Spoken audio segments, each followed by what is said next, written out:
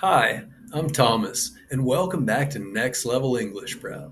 This is lesson 7 in our mini grammar lesson series, and today we'll review the past simple tense and 3 ways to pronounce the ed ending correctly. Let's get started. Take a minute and look at these 3 sentences. Which one is wrong? If you said, I traveling to Japan last year, that's the right answer. It should be, I traveled to Japan last year. Let's find out why. We use the past simple to talk about things that happened before now, things that are finished. Here are the main ways we use it. The most common is for completed actions in the past, like I visited my grandmother yesterday. We can also talk about a sequence of past events, as in this example. I woke up, brushed my teeth, and left for work. For past habits or repeated actions in the past, we can also use the past simple. She always walked to school when she was a child. Let's look at this sentence. Did she watch the movie before now or after now? Last night is in the past. Is it finished? Yeah, the movie's finished. Do we know when she watched the movie? Yeah, she watched it last night. So, since the action happened in the past, it is finished, and we know when it happened, we want to use the past simple. And here's a quick look at the structure for the past simple. For the positive, it's just subject plus the past form of the verb or verb to. She worked late last night. For the negative, we use subject plus did not or didn't plus the base form of the verb or verb 1. They didn't watch TV last night. For the question, we'll start with did plus the subject plus the base verb or verb 1. Did you see the movie yesterday? Remember, in negatives and questions, the main verb is in base form or verb 1, since did already tells us that the sentence or question is in the past. To make the past form of the verb or verb 2, for regular verbs, we just add ed to the base form of the verb, like this example of walk.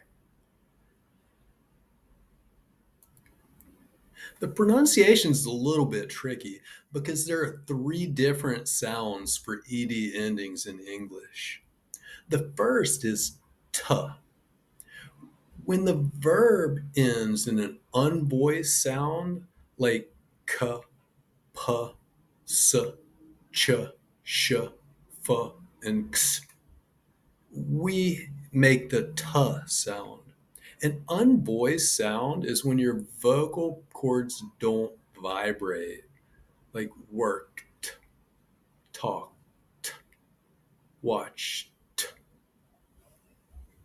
We make the duh sound when the verb ends in a voice sound, like b, g, v, m, n, l, r, z, th, j.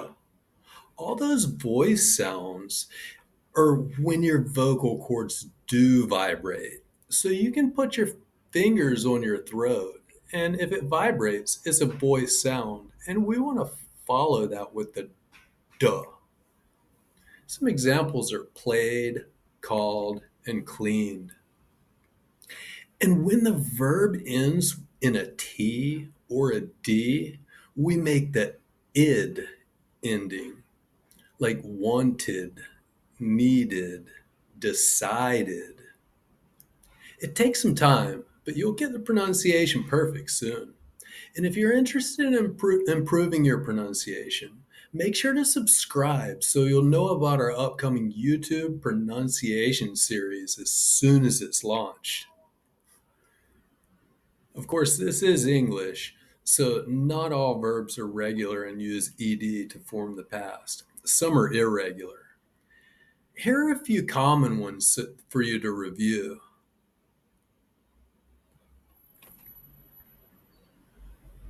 Irregular verbs just have to be memorized. There isn't really a rule for them. Okay, let's get some practice filling in the blanks using the correct past simple form. Pause the video while you work. You got 100, didn't you?